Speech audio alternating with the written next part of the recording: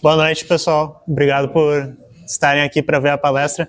Então, eu já fui apresentado, né? Mas, enfim, é isso. Eu trabalho numa empresa que se chama MConf, eu sou o líder técnico e a gente trabalha num software de videoconferência baseado em software livre.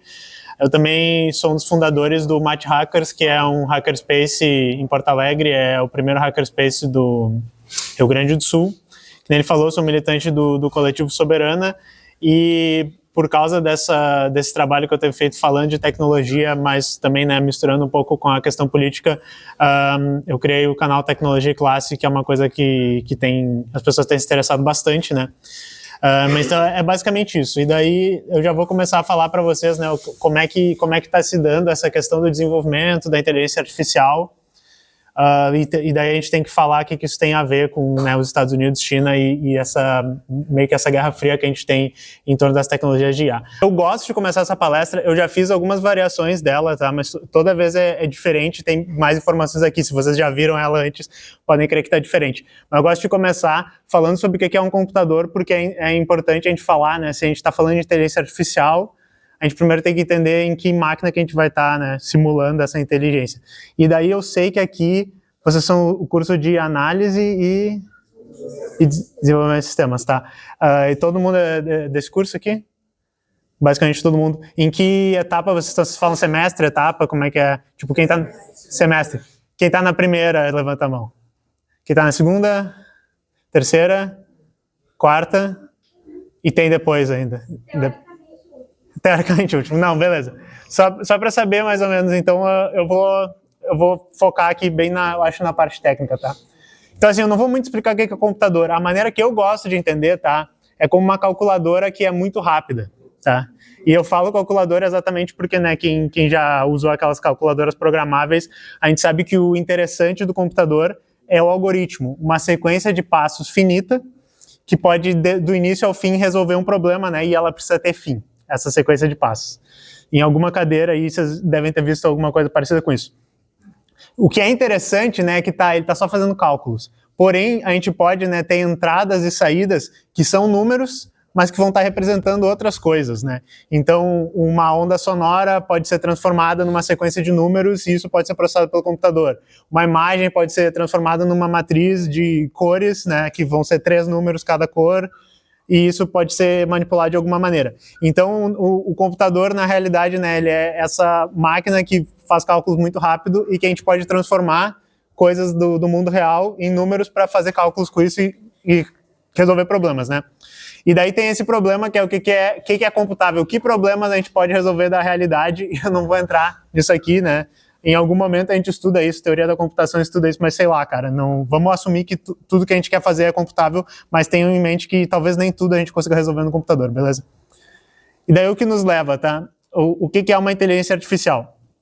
Antes de definir o que é inteligência artificial, a gente tem que definir o que é inteligência. E daí a gente já tem um problemão, tá? Porque é muito difícil, tem vários outros campos que tentam definir isso, mas para os nossos fins de a gente vai precisar artificialmente ter um comportamento inteligente dentro de um computador, geralmente tem dois campos grandes, né? Que se divide a teoria da computação que tenta pensar a inteligência artificial.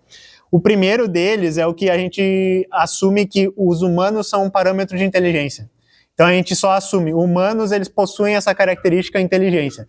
Então alguma coisa que exibe um comportamento humano, a gente vai dizer que ela tem uma inteligência artificial, beleza?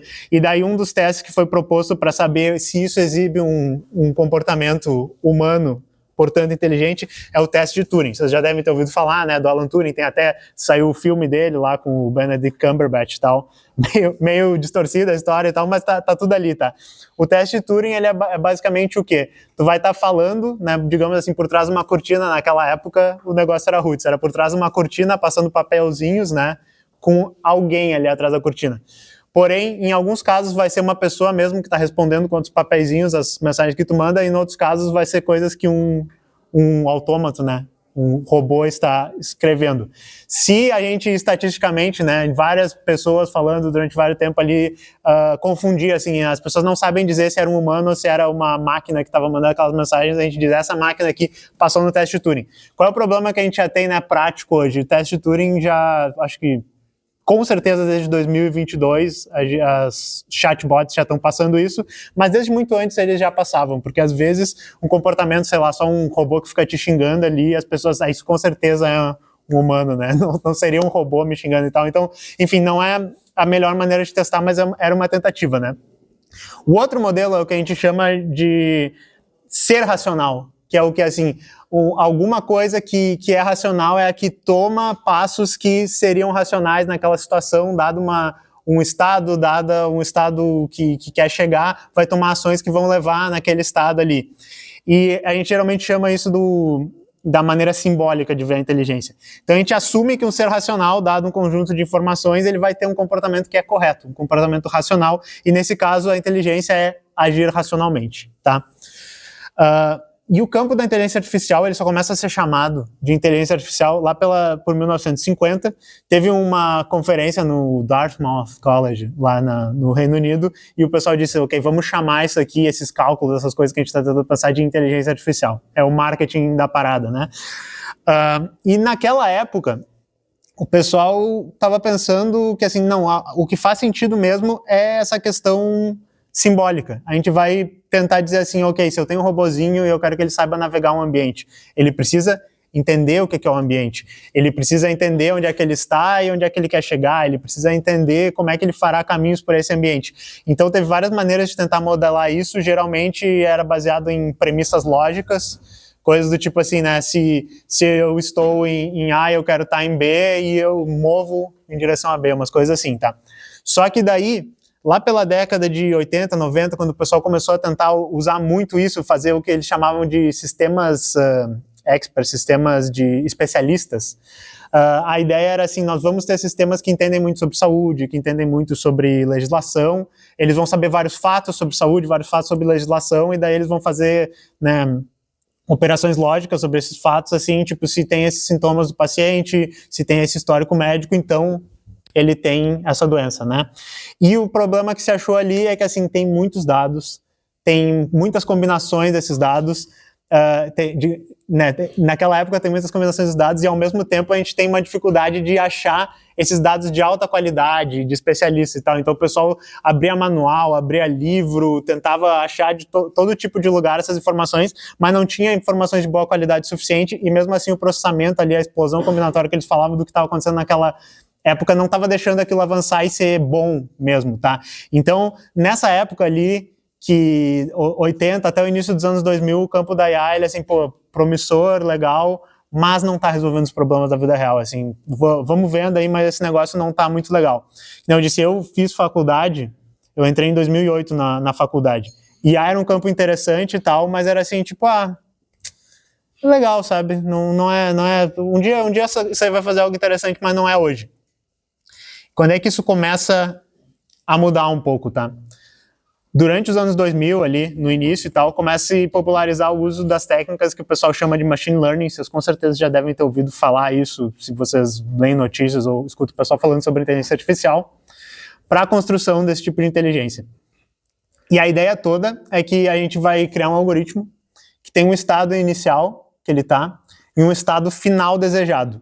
E ele vai ter que calcular esse caminho, né, do ponto inicial que ele está, onde o problema não está resolvido, para o ponto final que ele está, onde o problema está resolvido, sem uma receita pré-estabelecida. A única coisa que a gente vai ter é basicamente uma maneira de olhar assim, para o sistema, ok, o que está acontecendo agora? Ele vai dizer, não resolvi o problema, ou resolvi o problema, e talvez ele diga assim, estou 50% na solução do problema, estou 70%, e daí vocês podem pensar, a dificuldade é a gente definir isso, tá? E daí um exemplo que a gente pode dar de como as primeiras coisas que começaram a ser feitas com isso, tá? Tem uma empresa DeepMind, que hoje ela é da Google, a Google comprou ela em algum momento, que ela começou a usar essa técnica, né, que com uma coisa que a gente chama de aprendizado de reforço para jogar joguinhos, né, diversos jogos melhores que os humanos. Então Tetris, o Mario original, todo esse tipo de coisa. E que isso é uma coisa que geralmente é implementada com redes neurais. Mais para baixo eu vou recomendar uns vídeos que tem no meu canal lá que eu entre em mais detalhes sobre isso. Hoje não vou entrar nesses detalhes aqui. Mas daí, por exemplo, o jogo do Mario é interessante que os primeiros testes, como é que ele media que ele estava ganhando o jogo, ele olhava a pontuação. Então começava uma pontuação 0 ali e o algoritmo estava olhando para aquele número e tentando fazer ele crescer, e daí basicamente tomando ações no jogo ali, vendo se estava crescendo ou não e reforçando os comportamentos que estavam fazendo aquilo crescer, o que é engraçado porque na realidade no Mario tu não quer aumentar a pontuação, tu quer ganhar o jogo, né? Mas esse algoritmo que eles fizeram ali, ele conseguia chegar no fim, e o que é engraçado disso é que exibe um comportamento que por vezes parece humano, mas por vezes também é muito estranho, sei lá, ele pula ao contrário, ele sai da fase e tal, mas ele conseguiu chegar no final do jogo dessa maneira. E esse tipo de método de fazer inteligência artificial, ele também usa muitos dados, tá? E ele cria essas redes neurais que a gente falou, porém, ela não são relacionados, esses dados, lógica ou simbolicamente, eles são relacionados probabilisticamente. Eles são relacionados, basicamente, esse tipo de coisa que é parecido, esse tipo de coisa vai junto, e não por causa de uma relação lógica pensada por trás. E o legal disso é que com bastantes dados que a gente coleta e que a gente usa para criar esse tipo de algoritmo, a gente pode, baseado em vários dados que fazem parte dessa rede, que resolveram o nosso problema, depois dar um problema que não fazia parte disso, que ele nunca resolveu, mas se for parecido o suficiente, ele pode conseguir fazer isso. Então, um outro exemplo também que tem num vídeo que eu vou recomendar ali embaixo é algoritmo de reconhecimento de imagens, é reconhecimento de números e tal, tu desenha um número num papel e ele vai te dizer qual dígito era que estava ali. Tu faz isso com milhões de desenhos de números. Depois que ele está identificando, tu pode fazer um desenho na hora ali, normal, e provavelmente ele vai identificar certo. O teu desenho que tu fez ali não estava nos dados, mas ele consegue prever aquilo ali, ele consegue tomar decisões sobre aquilo. Mas enfim, isso aí existia, né? Isso aí ainda não era o bicho. Mas lá por 2017, pesquisadores da Google, eles publicaram um artigo que se chama Attention is all you need. Tem todas as coisas que vêm dos Estados Unidos, tem uma piadinha sempre, né? Mas esse trabalho é um trabalho crucial para o que veio a virar o GPT, todo mundo fala de GPT aqui agora, que criou uma coisa que o pessoal chama de Attention Transformers, uma operação matemática lá. Aliás, alguém sabe me dizer o que é GPT? Ó, isso aí, ó, a participação da plateia. O Transformer é o que o pessoal desse paper aqui inventou, beleza? Deixa eu tomar uma aguinha. Aí, até ia dizer, se vocês quiserem muito, vocês podem me interromper para fazer uma pergunta, mas eu vou tentar acabar para a gente poder fazer perguntas no final, tá? E ter um tempinho também para essas não ficarem aqui até muito tarde. Então, assim, lá por 2015, né, voltando um pouquinho, mas é uma linha do tempo que faz sentido, a OpenAI, ela começa como uma organização sem fins lucrativos. Vocês já devem ter ouvido falar da OpenAI, muito famosa hoje.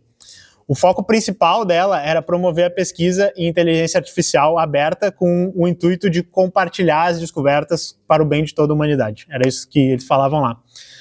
Só que lá em 2019, né, um pouquinho depois, eles criaram uma estrutura mista para a companhia, né, que na realidade era meio que uma ONG, como se fosse, mas eles criaram um negócio que tem um lado privado que quer lucrar para eles poderem receber investimento e ganhar dinheiro, e um lado ainda que tem essa missão que não, o que a gente está fazendo é para beneficiar toda a humanidade. E a maneira como funciona o lado privado, eles têm uma coisa que é lucros com limite ali, então quem investir nessa empresa pode ganhar no máximo 100% em cima, ou seja, dobrar o investimento, que é uma coisa que, enfim, no Vale do Silício, para os investidores, é normal que queiram 5, 6, 10 vezes, né, o retorno nas empresas. Mas, enfim, é uma tecnologia que hoje tem muito valor, vocês sabem, então o pessoal está curtindo. E em 2022, né, acabando essa linha do tempo, o ChatGPT é lançado, e em 5 dias ele alcança 1 milhão de usuários, e em 2 meses 100 milhões, tá? Isso é uma coisa que eu sempre esqueço de botar os dados aqui, mas o Instagram é vários anos para ele conseguir 1 milhão de usuários, o TikTok foi mais ou menos 1 ano, porque coincidiu também ali com a pandemia, o negócio e tal, então foi o produto, né, o app mais rápido a conseguir usuários tão rápidos, realmente foi um fenômeno o negócio.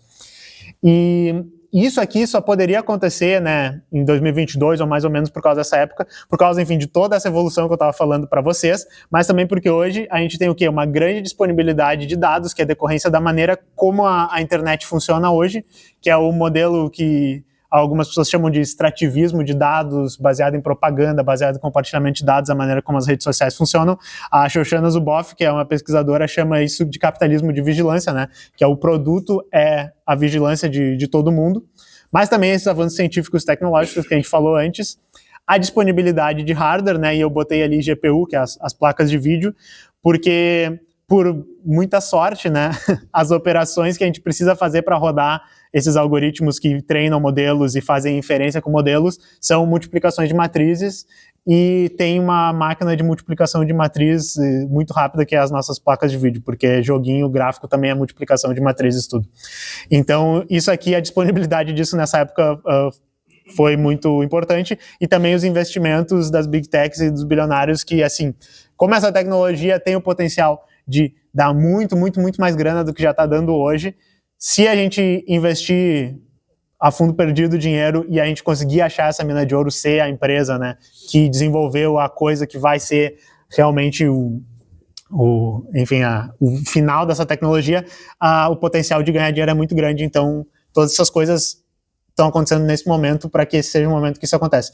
E daí, o início dessa palestra tem esse vídeo que é bem maior, tem umas 3 horas, que é How AI Was Stolen, do canal Then and Now. Canal bem maneiro, então se vocês falarem inglês, quiserem ver muito mais sobre isso, bem mais longo, vocês podem ver aqui.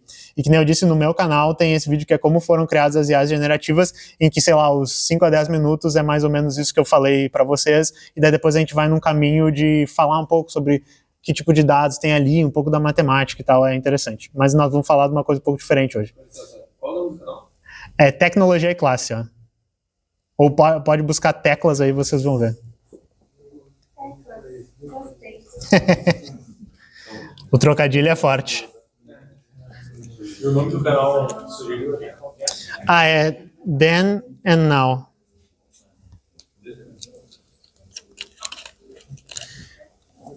Esse vídeo, como a IA foi roubada. Tem um outro também que é como a internet foi roubada, que é mesmo pique nesse canal. Mas beleza. Então, assim, mas acho que, como vocês devem saber, essa tecnologia, ela é muito, muito, muito, muito valiosa, muito poderosa. Então, hoje a gente tem meio que uma corrida entre vários países para desenvolver mais, tanto por causa dos benefícios econômicos, quanto para todos os outros benefícios, talvez o uso para a guerra disso, o desenvolvimento que possa se conseguir em todos os tipos de coisas que um país queira fazer. Tá? Então, a gente tem um estilo que está sendo desenvolvido a IA, que quando chega para a gente IA, geralmente a gente está falando das IAs dos Estados Unidos, um pouquinho da Europa, que é o que eu estou chamando assim, o modelo dos Estados Unidos de fazer a IA, tá? Que foi o que a OpenAI inaugurou a partir daquela fase lá de 2019, quando as coisas começaram a ficar um pouco mais interessantes. Então é o quê? Esses modelos generativos, né, que é os modelos baseados em dados probabilísticos, em gerar mais dados, baseado no treinamento e outros conjuntos de dados, utilizando muitos dados, volumes enormes de dados, com cada vez mais hardware e mais uso de processamento, tanto para o treinamento quanto para inferência, né, que eu ia dizer, é quando a gente usa o modelo mesmo. Porque ele custa bastante grana para treinar, e bastante processamento, que é grana também, né? Então custa bastante processamento para treinar e ficar pronto, aí ele é só um arquivão gigante. Mas para a gente tirar as respostas, a gente também tem que processar ali, que é o que a gente chama de inferência. Foca em modelos privados, as empresas elas tendem a não abrir tantos detalhes sobre seus modelos, a gente vai falar um pouco mais sobre isso depois, e pesquisas abertas, porém liberadas com um atraso, então até o momento ali a DeepMind lançou aquilo em 2017 quando descobriu. Hoje as empresas dos Estados Unidos já estão falando, de repente 6 meses de moratória quando a gente inventar um negócio para que os outros países não descubram e tal, e investimento, né, massivo e propriedade privada das empresas, as empresas acabam sendo privadas. Existe uma visão que elas são poderosíssimas para o desenvolvimento tecnológico, que nem a criptografia já teve essa visão, ainda existe, né? Mas teve um momento na década de 90 que a criptografia era vista como uma tecnologia mais perigosa, que poderia ser usada para esconder segredos e tal, como foi, já que a gente falou do Alan Turing, né? A criptografia que os nazistas tinham nas mensagens foi o alvo da pesquisa do Alan Turing e de outros cientistas lá. Por eles terem quebrado aquela criptografia, pelo menos a guerra foi acabada antes ou até, né, eles venceram os nazistas na guerra, depende de como vocês veem. Então, a criptografia já foi vista dessa maneira, mas hoje a IA é vista dessa maneira. Então, a exportação dessa tecnologia e do conhecimento sobre essa tecnologia é visto como uma coisa muito perigosa. Então, no governo Trump 1, né, que foi em 2016, no governo do Biden e no governo do Trump 2, baseado nessa tendência de embargo que eles têm aos inimigos dele, que é principalmente a China, então vocês podem lembrar a Huawei, que faz hardware, ela está embargada nos Estados Unidos e eles querem que os outros países aliados deles também não façam negócio com eles. A DJI, que faz também drones e outras coisas. Da Rua faz câmeras, outras coisas assim. O TikTok teria sido banido, né? Mas o Trump fez um negócio lá e desbaniu o TikTok. E os veículos elétricos também. Tudo isso está com restrições de comércio, né? Os Estados Unidos está botando isso. E a lei que se chama aí, que eu acho que, se não me engano, eles estabeleceram isso no governo do Biden, é o Framework for Artificial Intelligence Diffusion, para né, coisa para espalhamento de inteligência artificial. Estava tentando traduzir aqui. E principalmente isso se expressa como com a restrição da exportação de chips que tenham uma capacidade de processamento acima de um limite, tá? Então tem esse gráfico aqui que mostra basicamente os países que os Estados Unidos não quer exportar, basicamente chips de placa de vídeo que tem muito processamento, tá? Então o azulzinho é para onde eles podem ir todos, ou seja, tem eles, Canadá, alguns países na Europa, aqui, Austrália. O amarelo pode ir a alguns, mas não acima de tal limite. Então, o Brasil, inclusive, está nesse aqui. E o rosinha, né, não pode ir de jeito nenhum. Na realidade, ainda vai até um limite lá, mas então tem a China, a Rússia e tal. Por que vai até esse limite? Porque dá muita grana também exportar isso aqui. Então, a China também recebe chips, mas a regra básica é mais ou menos assim. O máximo que pode ser exportado para esses países é o que está 2 anos atrasado nos Estados Unidos. A tecnologia é de 2 anos atrás, beleza? Mas isso não impediu, né, a China de fazer alguma coisa. Então, esse aqui é o DeepSeek, né? Ele está dizendo Ni hao, gurizada, que é oi, gurizada em chinês. Então, o que é o DeepSeek, tá? Ele é um desses modelos de linguagem, né? LLM, eu acho que eu não cheguei a falar o termo agora, mas é Large Language Model, grande modelo de linguagem, que é baseado numa coisa que eles chamam Mixture of Experts, que todo mundo está fazendo isso agora, né? Mas a ideia interessante é que basicamente tu tem partes do modelo que são boas em coisas diferentes e tu não precisa carregar todas ao mesmo tempo. Então o modelo pode ser enorme, mas ele roda num espaço menor, roda mais rápido. E ele, quando foi lançado, que foi um negócio que deu o baque, assim, se vocês prestam atenção nas notícias, talvez vocês tenham ouvido falar, ele era superior em alguns testes ou parecido, né, com os últimos modelos da OpenAI e do Google, o ChatGPT O1 na época e o Gemini. Isso tudo ao mesmo tempo que ele era um modelo aberto, que nem eu disse para vocês, até aquele momento os Estados Unidos não estava fazendo os últimos modelos sendo abertos, tá? Isso quer dizer basicamente que o resultado do treinamento do modelo, que é uma lista de números gigante, tá? É os pesos do modelo, a gente chama, ele estava aberto para ser visto. Na realidade, a definição de modelo aberto ela é maior, não é só os pesos do modelo, é também a pesquisa e como foi feito o treinamento. Eles não mostraram exatamente tudo, mas eles lançaram um paper, né, um white paper explicando como é que foi os dados e tal. Inclusive tem várias coisas interessantes ali que depois as outras empresas começaram a copiar. Então até aquele momento o modelo mais aberto que se tinha. E disponível para ser atualizado, para ser estudado e tal, que nem tem outros modelos também. O Facebook tem modelos abertos, a Mistral tem modelos abertos e tal.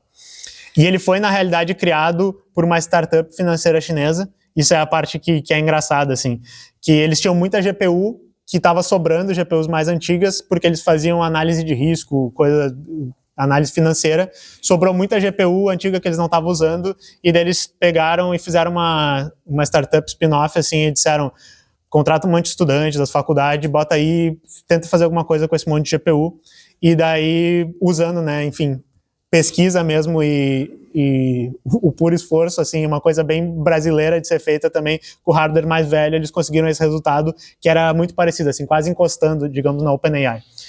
E uma coisa que é interessante também é que isso aqui é um gráfico de quanto custou em milhões para treinar os modelos de IA, tá?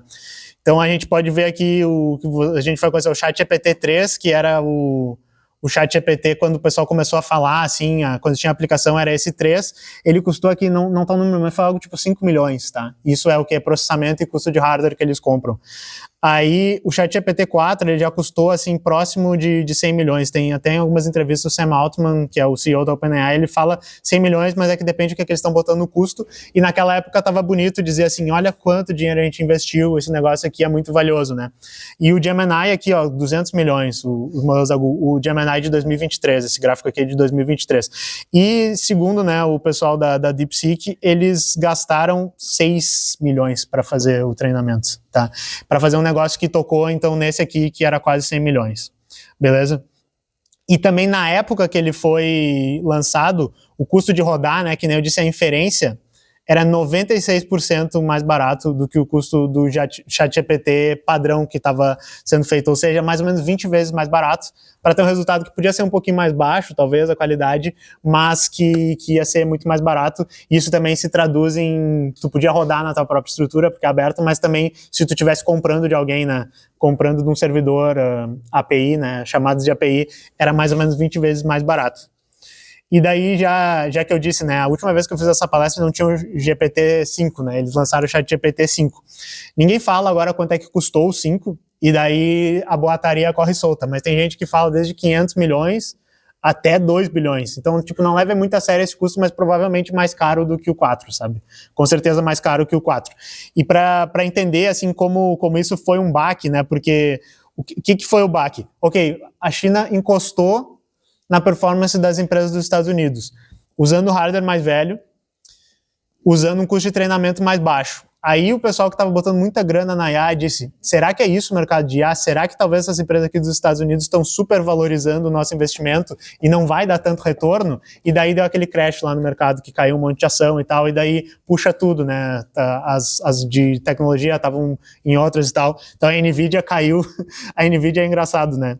Que como eles vendem placa de vídeo, todo mundo quer as coisas, de uns 10 anos para cá, as ações deles estão 40 vezes maior. É um negócio absurdo. Aí ela caiu para, tipo, 30 vezes mais do que estava há 10 anos. Então caiu, mas não caiu muito. E já recuperou.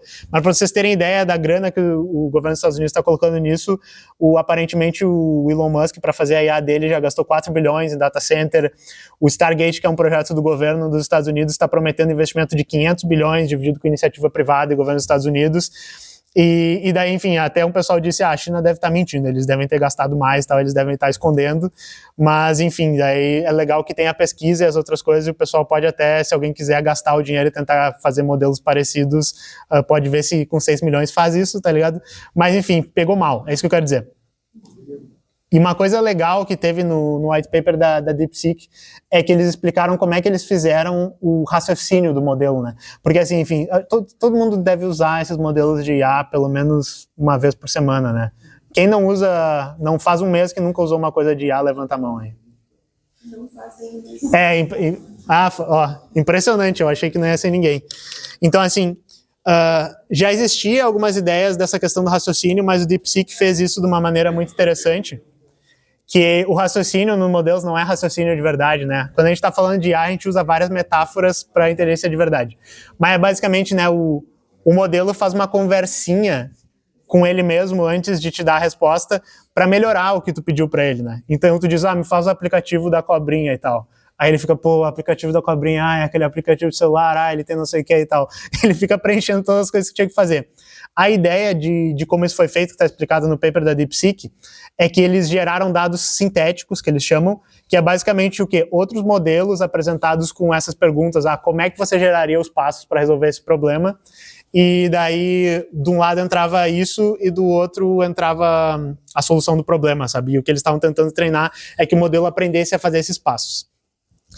E outra coisa que eles explicaram que é muito legal é o método que eles chamaram de destilamento dos modelos, né? Que é aquela coisa, o destilamento de uma substância, de uma bebida e tal, para tu concentrar mais, né?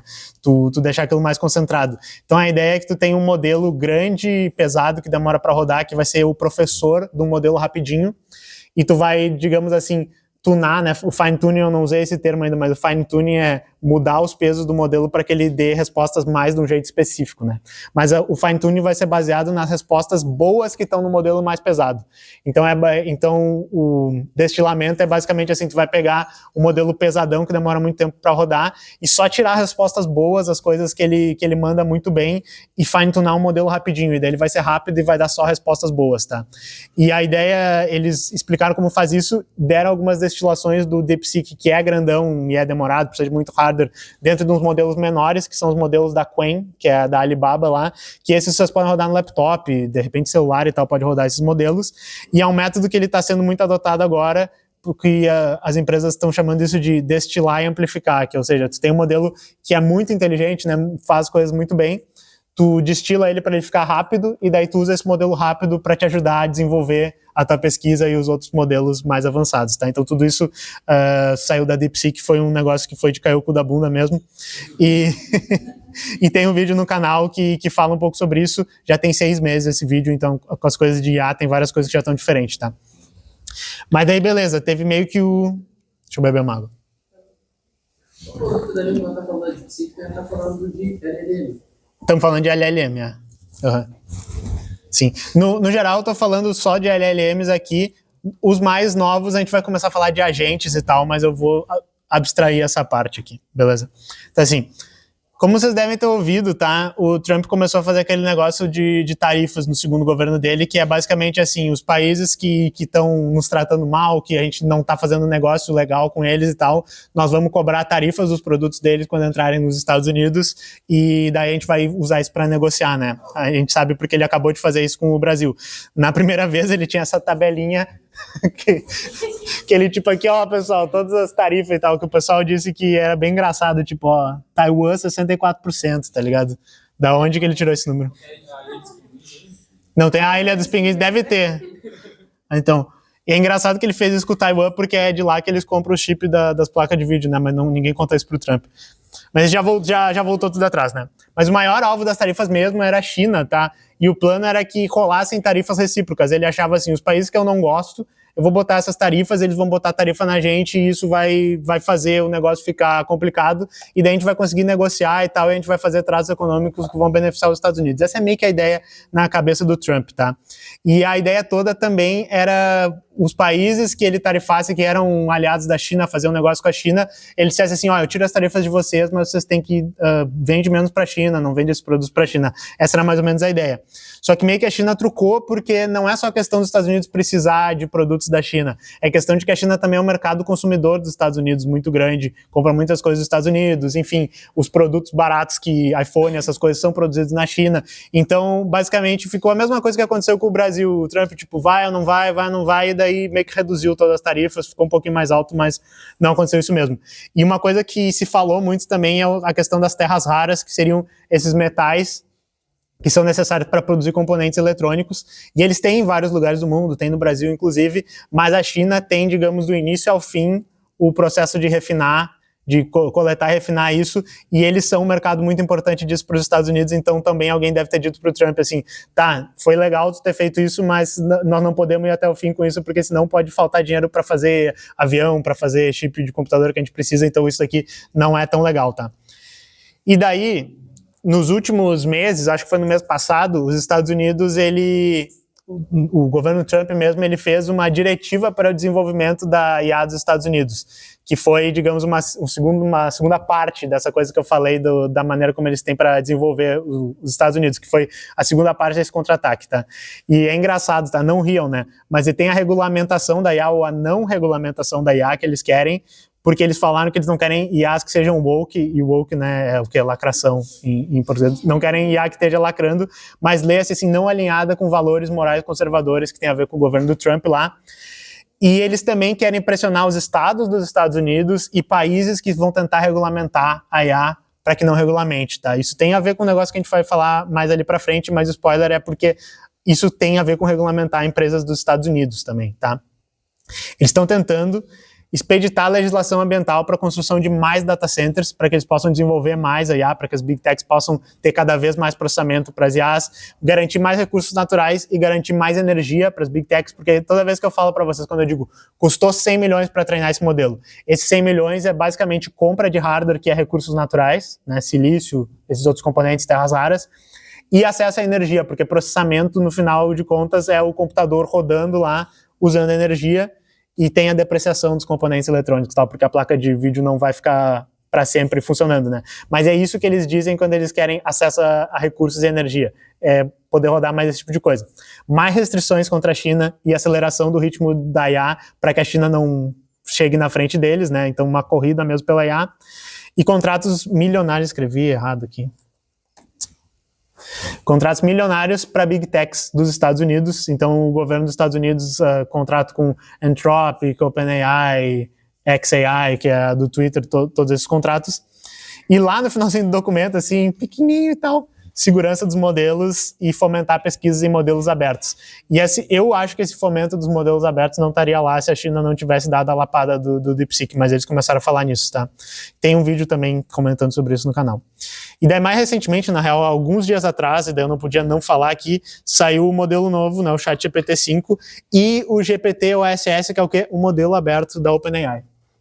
Então, assim, muito está se falando, o pessoal tá, pô, esse GPT-5 é uma decepção. A gente achou que ia ser a inteligência geral, né, que eles falam inteligência geral artificial, que é basicamente a IA que vai dominar o mundo e vai destruir a humanidade, mas era só uma que é um pouquinho melhor do que o 4, gastando menos recursos, basicamente isso, tá? Só que o que tá dizendo que tem de novo? Modos diferentes de raciocínio, ou seja, pode não raciocinar em nada, dar uma resposta rápida, raciocinar um pouco, ou raciocinar durante bastante tempo, demorar e dar uma resposta melhor. Supostamente mais segurança e respostas seguras para prompts perigosos. Então o que eles estão dizendo é que às vezes tu vai dizer, olha, que substâncias químicas poderiam fazer uma bomba e tal. Antes ele dizia, não, né? Não vou te ajudar, ou tu precisava enganar ele. E agora ele diz assim, aqui, busca conhecimento e tal. Ele tenta responder sem te dizer explicitamente coisas ruins para fazer. Não sei direito como é que é, eu não consegui testar pessoalmente isso. Mas melhor integração e uso de ferramentas, tá? Então é um modelo que vai gerar texto e vai dizer no meio do texto, aqui poderia gerar uma imagem, aqui poderia mexer num site, aqui poderia fazer um cálculo, assim. E daí tu vai ligar outros modelos e outras ferramentas e criar o que o pessoal chama, né, que agora é a tendência.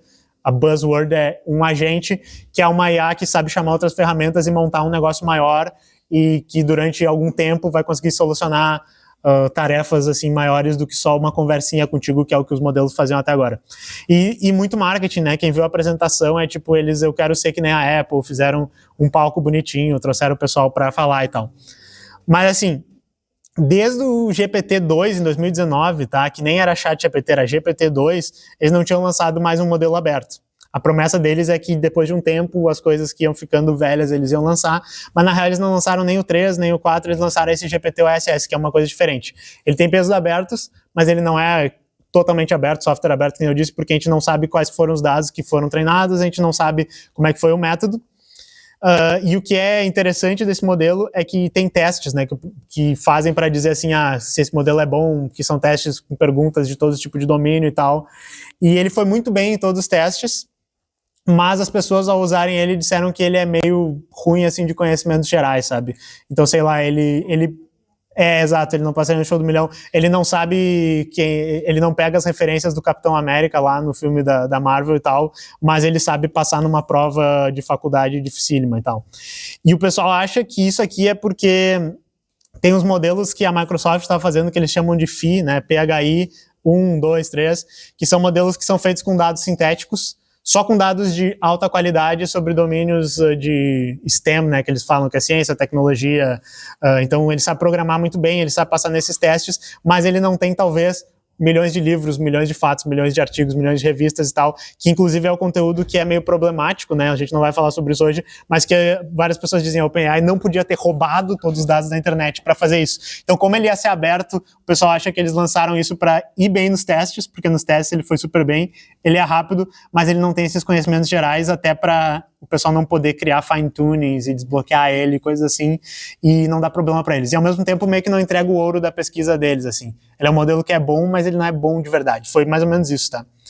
E ao mesmo tempo o DeepSeek lá não parece que eles estão parados, tá? O modelo foi em janeiro, aquele último que a gente estava falando, teve uma atualização em maio, que não gerou muito estardalhaço, deixou um pouquinho melhor, o pessoal fala basicamente a mesma coisa, e o pessoal tá hypando o R2, que seria a segunda versão, tá? Então, de novo, assim, isso aqui é só boataria, tá?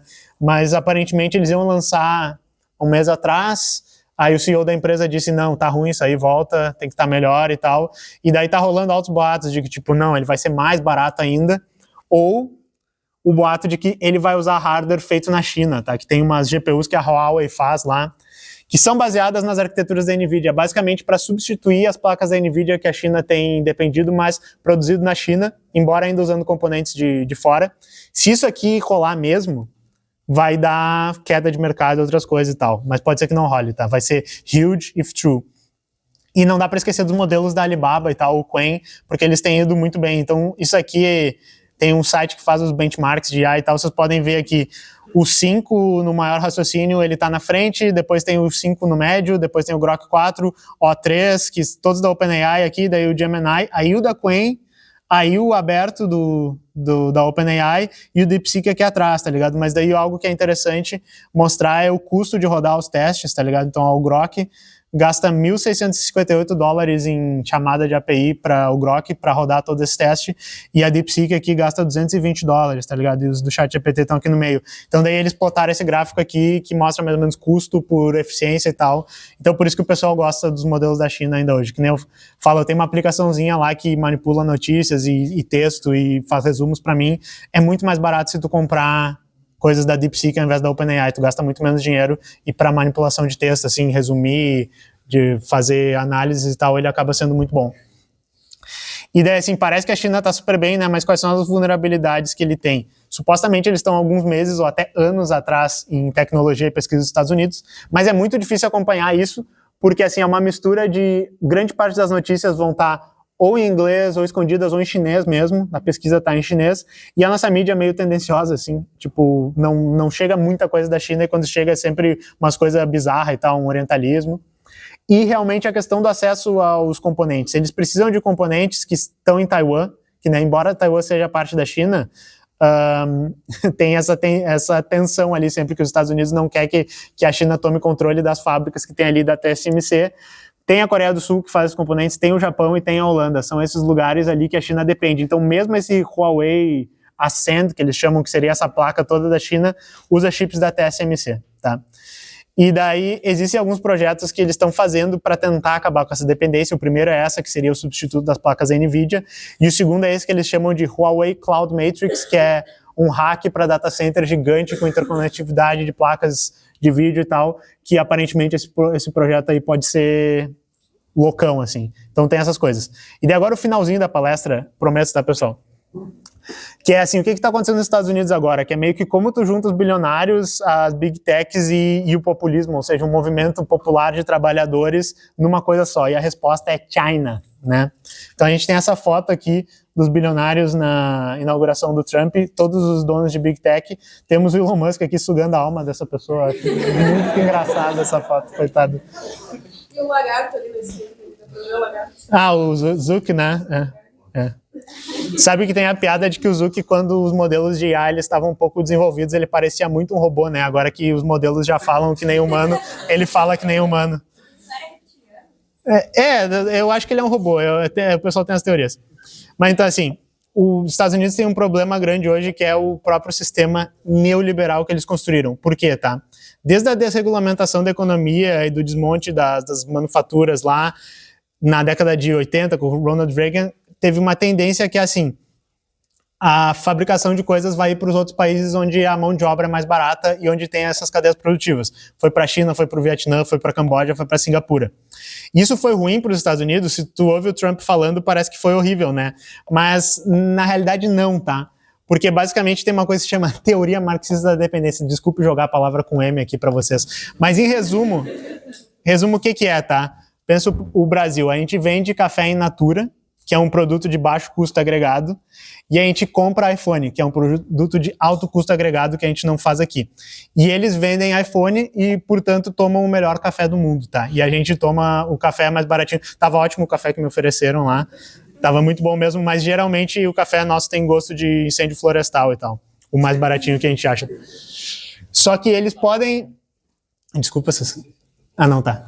Eles podem até vender o iPhone, tá? Mas quem fabrica o iPhone é o chinês, que recebe numa moeda desvalorizada, né? Que é a moeda dos Estados Unidos em relação ao dólar. E isso aqui gerou uma coisa que o pessoal tem chamado de Design in California, que é o design foi feito na Califórnia, né? Nos Estados Unidos, mas foi feito na China. Porque ficava muito estranho, né, para os Estados Unidos, que tudo era made in China. Aí eles criaram essa coisa que assim, não, eu sei que foi montado na China, eu sei que os componentes vêm de lá e a fábrica lá, mas aqui que a gente fez o design, aqui que a gente fez a tela, aqui foi aqui que a gente fez mesmo, né. Só que acontece que a China, ela soube aproveitar essa situação em que, enfim, eles estavam recebendo menos por fabricar esses produtos, né, e ele fez a transferência tecnológica disso aqui, meio que na marra, né, se vocês conhecem como é que é Shenzhen lá, basicamente... para tu botar uma fábrica lá que é o lugar melhor custo-benefício, que tem a estrutura toda, que tem os melhores equipamentos e que tem a mão de obra mais barata, eles vão saber como é que faz esse produto e eventualmente vão copiar o teu produto. Tá? E agora, os produtos que vêm da China, eles não são mais sinônimo, né, de cópia de baixa qualidade, são produtos de alta qualidade mesmo. Tá?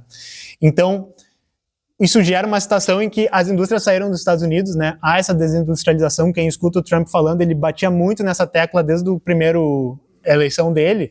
Só que daí a culpa disso, ela é o quê? Dos industriais dos Estados Unidos que lucraram, né? Fazendo o design dos seus produtos aqui, montando eles na China e depois vendendo eles nos Estados Unidos. Não, né? Convenientemente, a culpa é da China e dos imigrantes nos Estados Unidos. É basicamente isso que eles acabam conseguindo vender lá dentro. E, obviamente, né, ajuda porque tem um racismo, xenofobia, orientalismo, que é essa coisa de achar que tudo que vem do Oriente lá é estranho, é exótico e tal, acaba sendo o temperinho que finaliza um pouco o que dá a liga nesse discurso que o Trump usa lá. E, ao mesmo tempo, no Trump 2, as Big Techs elas começam a se acomodar mais do lado do Trump, que é o que aquela foto mostra lá. Porque eles estão aqui em busca de vantagens, em busca de subsídios para os produtos, porque eles começam a ver, ok, Estados Unidos, né? A gente está produzindo essa revolução tecnológica de IA, que é o que vocês precisam para ir contra a China. Tá? Então, você precisa estar do nosso lado e a gente está do lado de vocês. Então, eles são... Hoje, assim, o que tem de mais importante nos Estados Unidos, as indústrias mais importantes são as Big Techs. E isso se expressa também um pouco no que aconteceu com o Brasil aqui, do Trump, que foi a questão dele reclamar do PIX, reclamar de lei de privacidade de dados, reclamar de concorrência desleal das companhias do Brasil. Também reclamaram, né, disseram que era o Bolsonaro, que ele está sendo perseguido, mas isso aí, sinceramente, era pouco perto dessas outras coisas. Falava de regulamentação das redes, que haveria uma censura e tal. Por quê? Porque as Big Techs sabem que, usando a força do governo dos Estados Unidos para pressionar outros países, que nem eu falei que o governo dos Estados Unidos explicitamente falou no plano de IA novo deles, vai ajudar essas empresas dos Estados Unidos, vai beneficiar, tá? Então, o governo dos Estados Unidos está defendendo os interesses dessas empresas fazendo esse tipo de ação como fez aqui com o Brasil. E uma coisa muito engraçada que acontece lá é meio que essa moralização da política, que eu falei, eles literalmente disseram que a IA não pode lacrar, né? Quem lacra não lucra, o Trump disse sobre a IA. E então eles falam assim, eles transformam pautas como liberdade de expressão, contra a IA woke, contra pautas de gênero, contra a teoria crítica racial, que é um negócio que só eles sabem o que é. Tudo isso serve para impedir a regulamentação das Big Techs, impedir a regulamentação das IAs, impedir que as IAs tenham travas de segurança, alguma coisa assim. O ambientalismo é colocado como contra o progresso e que está atrasando os Estados Unidos, que precisa desenvolver as IAs porque precisa construir mais data center e tal. Tanto que o Trump, quando falou esse negócio do projeto IA, ele disse build, baby, build, né, que é vamos construir pra caralho, como se fosse, que é o drill, baby, drill, que, sei lá quem falou, Dick Cheney antes, que era vamos cavocar mais poços de petróleo. Então ele mesmo fez um paralelo, assim, nós precisamos explorar mais o meio ambiente para desenvolver essa tecnologia. E a coisa de Estados Unidos primeiro, o interesse dos Estados Unidos primeiro justifica o domínio deles sobre outros países, como nós da América Latina, que as redes sociais deles seguem as leis dos Estados Unidos, que são as melhores e mais democráticas leis e tal. Então não pode ter soberania do Brasil porque a lei dos Estados Unidos é melhor. E a exploração dos nossos recursos naturais e dos nossos dados também, né? Porque os nossos dados também foram usados para construir isso. Então essa é meio que a fina corda bamba que equilibra uma coalizão que é bilionários, é Big Techs, mas também é os trabalhadores que apoiam o Trump lá na chapa do Trump e do J.D. Vance, que é esse cara que tá aqui embaixo, que é o vice do Trump, né? Vocês já podem ter visto, que ele é um cara que se vende como, eu sou um menino conservador do interior e tal, mas na realidade ele é um cara que estudou em todas essas faculdades Ivy League, que eles chamam de gente muito rica, trabalhou como advogado representando Big Techs durante muito tempo, tem os contatos de todas essas Big Techs, de todos esses bilionários. Ele é meio que as Big Techs do lado do Trump, assim, ele é um cara bem mais importante do que parece e ele fica meio nas sombras, como um bom vice, ele fica meio escondido. E eu acho que eu me passei um pouco aqui no tempo, tá? Mas então tem coisas que a gente pode discutir depois nas perguntas, se vocês quiserem, que é assim, qual é o papel do Brasil nessa disputa, né? Onde é que a gente está? O que está sendo feito com a gente? Eu já dei algumas pistas ali do que eu acho. O meio ambiente e os data centers, tá? No sul global também, então tem o data center de Eldorado do Sul, que vai ser a AI City, o maior data center de todos os tempos no Brasil, que está sendo construído aqui, e a gente pode falar sobre esse projeto. E tem também um negócio que tem um vídeo no canal, que é o relatório IA 2027, que é basicamente os pesquisadores de IA dizendo se a IA continuar fazendo exatamente isso se a gente continuar desenvolvendo a IA exatamente desse jeito, provavelmente ela vai destruir a humanidade. É meio hype e tal, mas é que é um monte de pesquisador de segurança dizendo, por favor, vamos botar segurança na pesquisa de IA, pelo amor de Deus, sabe? E, enfim, mas é mais ou menos isso, pessoal. Obrigado, vamos conversar.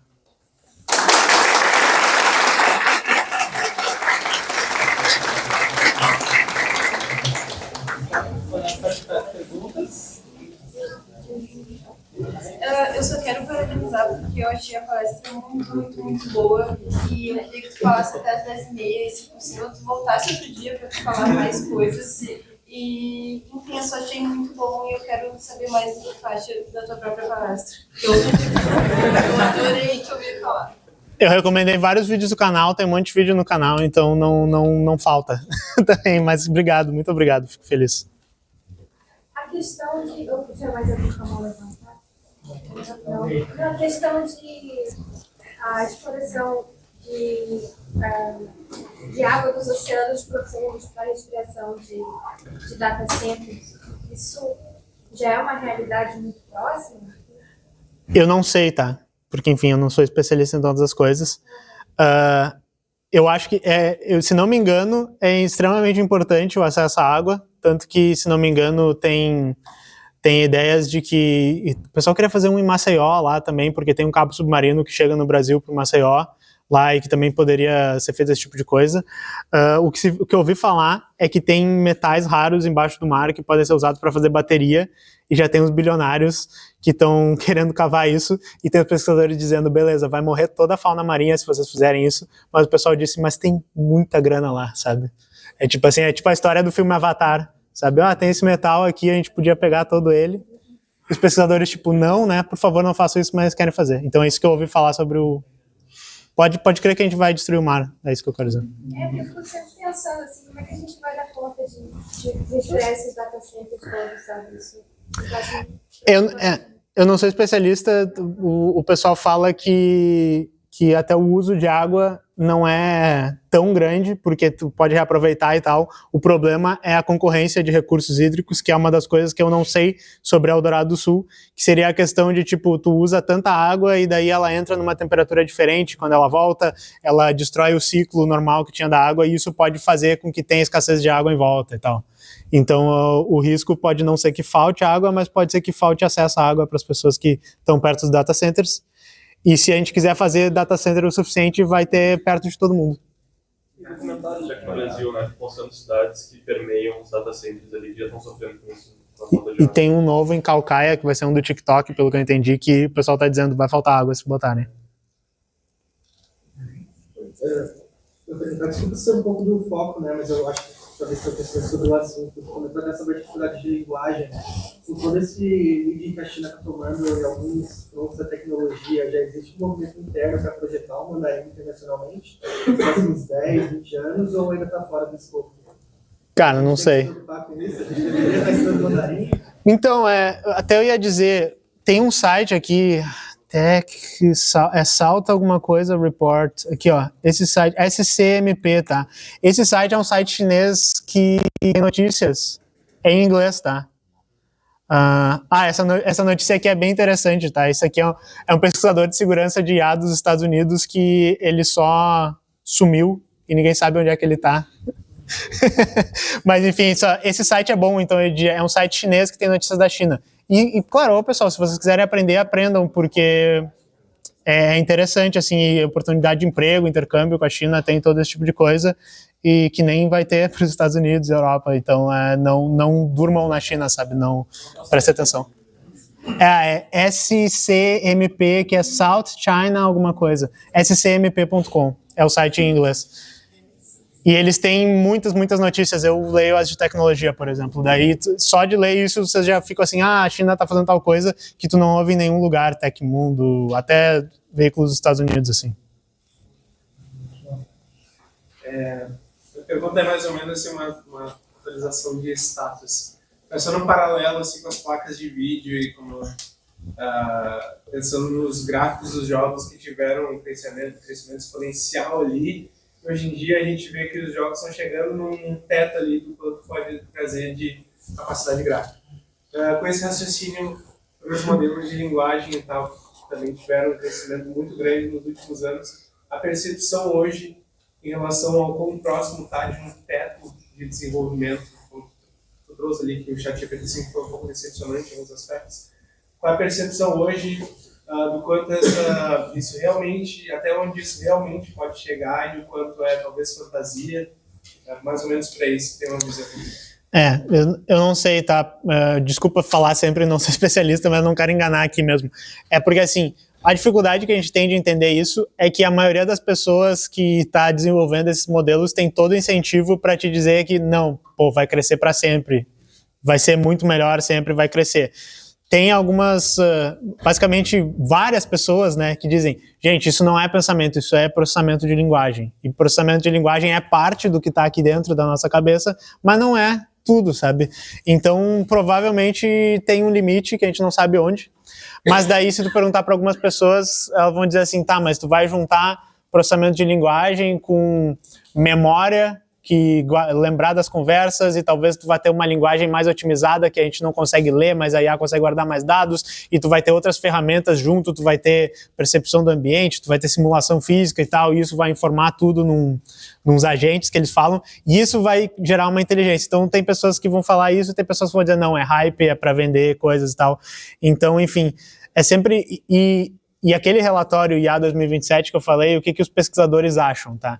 Eles acham que com o dinheiro que está sendo colocado e com o aumento da pesquisa e pelo fato de que essas próprias pesquisas são usadas para deixar as pesquisas mais rápidas, a evolução vai ser exponencial. Tanto que eles acham que no pior cenário, onde a IA não segura for desenvolvida, no final de 2027 ela destrói a humanidade, é o que eles estão dizendo. Tá. Então tem gente que acha que vai ser muito rápido. É basicamente isso, mas eu não posso dizer, sinceramente. Tem as perspectivas aí. Na questão desculpa. É o cara lá de trás primeiro. Tá. Não, na questão do... Vá lá de trás primeiro. Desculpa aí, pessoal. Projeto no Brasil, para desenvolvimento de agentes, LLMs, que o que eu vejo é geralmente projetos assim, que tem pesquisa, mas usando o modelo, o GPT, Gemini, mas não tem um projeto de desenvolvimento desses modelos aqui no Brasil. Sim, até onde eu sei, a maioria dos projetos é isso, construindo coisas em cima.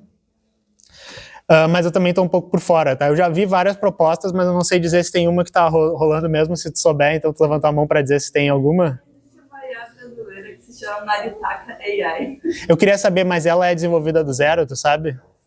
Não sei, eu sei que eu conheci ela, eu tento usar. É um pouquinho mais devagar, mas ela é bem boa. Maritaka AI. Um passarinho de Mas enfim, o que eu ia dizer, grande parte delas, por exemplo, são, que nem o pessoal estava falando, fine tunings, ou seja, tu pega algum modelo bom lá de fora que é aberto, tipo os da Qwen, por exemplo, e tu faz ele falar muito bem português fazendo fine tuning, ou tu bota num domínio específico, faz o fine tuning para ele ser muito bom com legislação, ser muito bom com alguma coisa e usa. Mas tem projetos brasileiros, só que eu não sei mesmo, assim, e que nem eu disse, o custo de treinamento do zero, de todas essas coisas é difícil, mas com os modelos abertos é menor, sabe? Tu pode usar um pouco da esperteza lá que os chineses tiveram, por exemplo, para inventar umas coisas que podem ser competitivas e vão ser todas feitas aqui, mas não vai ser um modelo estilo Estados Unidos que tu faz desde o início o treinamento com datasets imensos e tal. Eu pergunto porque nesse lado do Trump teve a questão do GPS, não sei se comentar. Eles queriam meio que roubar essa notícia para fechar o GPS para o Brasil. Aí teve até uns e-mails que eu recebi de um projeto que o governo está investindo para criar um GPS brasileiro no sistema. Posso me de novo? Pode, claro. É que hoje em dia o GPS já é conhecido muito mais como nome, mas ele não existe só essa tecnologia de geolocalização. Então, tipo, por mais que os satélites americanos fossem bloqueados, não bloquearia porque tem... É isso, Tem o russo, tem o chinês, tem o japonês. Sabe? Então, tipo, ele falou mais do que realmente ele consegue fazer. Acho até que nem foi o Trump, acho que foi o Eduardo Bolsonaro que meteu essa, assim. Mas a tua preocupação é boa, que seria se os Estados Unidos controlarem demais a tecnologia de IA, a gente já está no amarelinho lá da exportação de hardware. De repente eles brigam mais com a gente, dizem não pode mais nada da OpenAI funcionar no Brasil, e seria legal ter essas tecnologias, mas por isso que é bom que tem as abertas. Agora até a OpenAI deu um aberto pra gente lá, tem os modelos do Facebook, tem os modelos da China, vários, então enfim, tem isso assim, e a gente poderia construir total coisas. Tu agora. Na questão da artificial quântica, né? Se já tem algum avanço com o uso da quântica, se está por dentro disso ou não. E também falar que meio que elas usam um padrão, né, de treinamento, que até tem aquele mago da IA que o Zuckerberg contratou, que é o Matt, né, não lembro o nome dele, que é o cara que treina as IAs, né? Que todos os chefes lá das Big Techs querem ele. E essas duas questões. Né? Tá.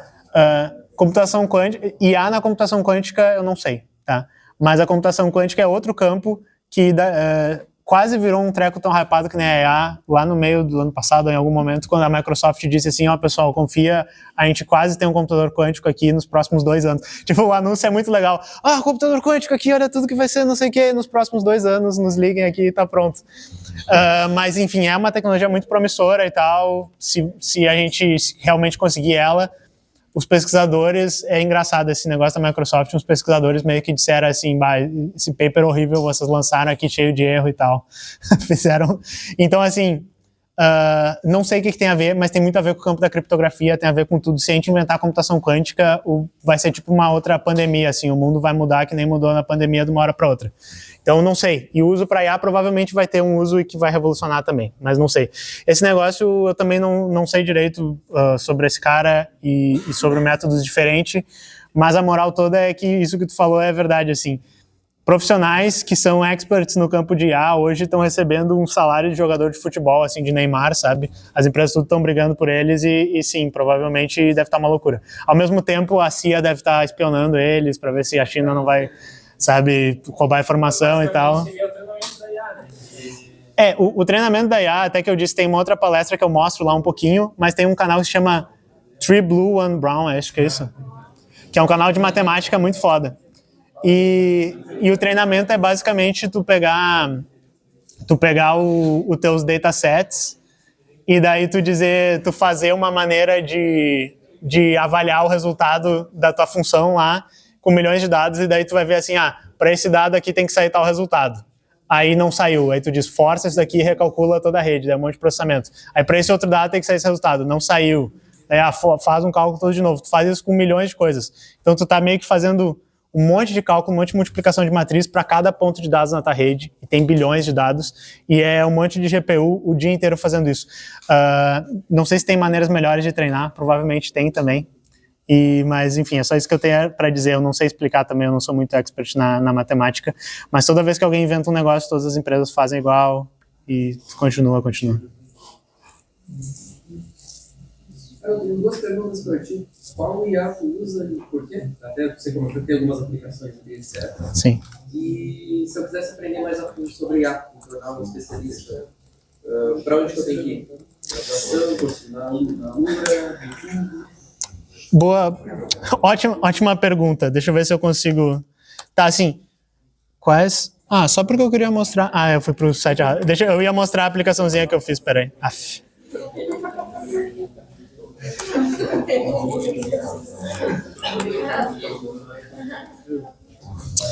Essa aqui é a aplicação que eu estava falando para vocês, tá? Ela é basicamente assim. Eu baixo artigos de vários sites de notícias. Olha aqui o Felca. Só se fala no Felca. Eu baixo artigos de vários sites de notícias e daí eu faço o resumo deles. Aí, baseado no resumo, o Maya faz o resumo, né? A sumarização. Baseado na sumarização, ela dá um nível de importância baseado no que eu acho que é importante para mim, que é basicamente ler as notícias de tecnologia e política e tal. E daí depois, e a parte que eu tenho menos usado, ele faz um resumo, tipo um briefing, que dá assim, os temas principais das notícias, faz todo dia, tá? Isso aqui usa a DeepSeek, que nem eu disse, é muito barato. E para manipulação de texto, fazer resumo, juntar as coisas, ela é muito, muito boa. Talvez não seja tão boa para código e outras coisas. E daí, que nem eu disse, no meu dia a dia eu não uso tanto, eu trabalho com programação no dia a dia, né? E os modelos, eles são muito bons para criar coisas do zero e tal, e para fazer coisas impressionantes, mas quando já tem uma base de código gigante e precisa corrigir as coisas, às vezes eles bagunçam, apagam código. Eu não tenho conseguido integrar muito no dia a dia, mas tem alguns usos que são muito bons, assim, tipo, deu um problema no Linux lá, o ChatGPT, eu pergunto para ele sabe geralmente me explicar melhor com o tutorial que eu achar no Google, dúvida de programação pequena. Então eu uso o ChatGPT, eu uso o Gemini para código, eu acho ele um pouco melhor. Que nem eu disse, nas aplicações e para texto, o DeepSeek é muito bom.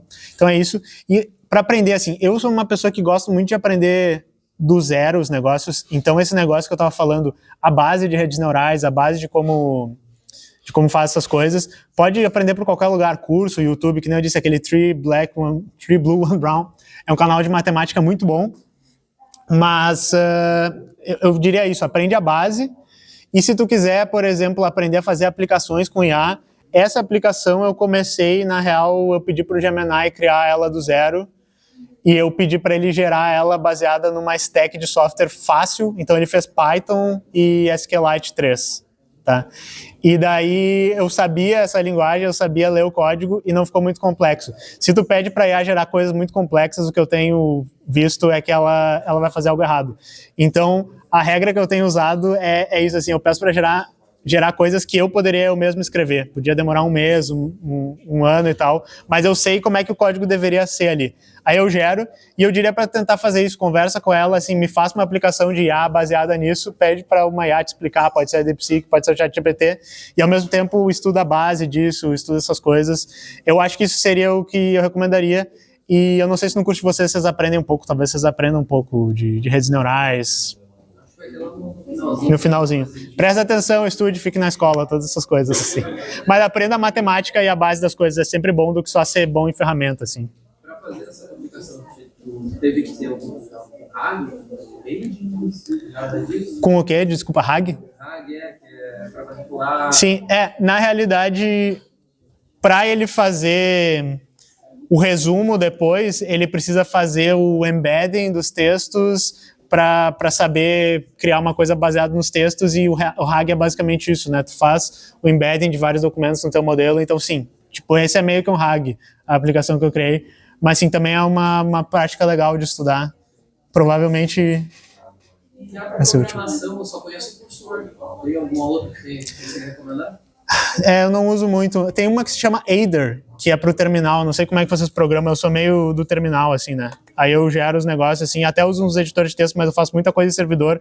Aí eu uso o VI e navego as pastas, uso o Tmux, essas coisas. Daí o Aider é uma que tu bota uma chave de API e ele pega os arquivos da tua pasta e embeda eles no modelo para ele saber do que ele está falando, e tu pede para ele fazer coisas. Então tu pode usar qualquer coisa com o Aider, tu pode usar o Copilot, tu pode usar ChatGPT, pode usar DeepSeek, e é isso que eu tenho usado. O resto eu não conheço, mas tem milhões, assim. Use o que funciona para ti e só faça código que você poderia escrever, é a dica que eu tenho. Porque se gerar um código que tu não entende, tu tá ferrado, vai ter um erro lá e é inútil aquilo ali.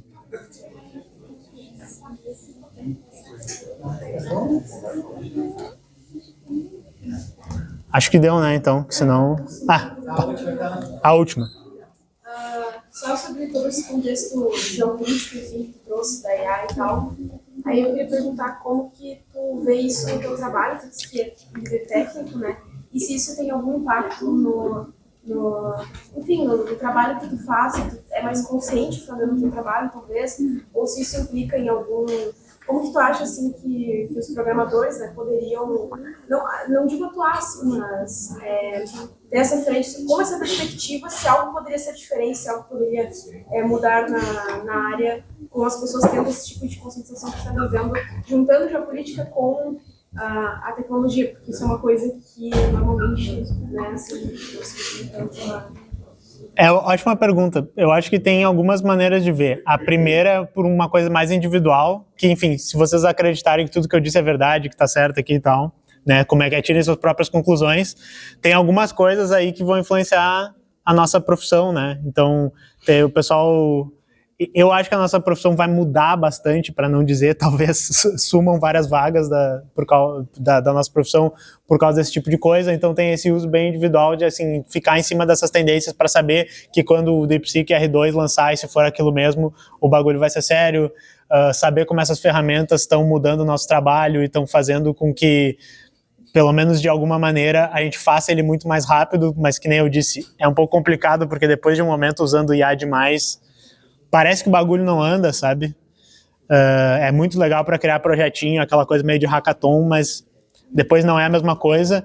E, enfim, pensar na segurança de que tá tendo um monte de código gerado por IA, meio de qualquer jeito, que está indo para a produção, todas essas coisas vão afetar, e o que isso vai afetar na nossa profissão, provavelmente vai mudar, vai sumir as vagas, a gente vai ter que fazer um uso diferente. Então, essas coisas, assim, e geopoliticamente, enfim, é o que eu falei tudo, tem que ver o que isso tem a ver com o Brasil, com os BRICS, com a China. Talvez vocês devam aprender mandarim, talvez vocês possam saber que uma bolsa estudando IA na China ou nos Estados Unidos vai dar muita grana, mas aí vocês vão estar que nem na Segunda Guerra Mundial, trabalhando numa tecnologia extremamente perigosa, todas essas coisas, assim, divertidas.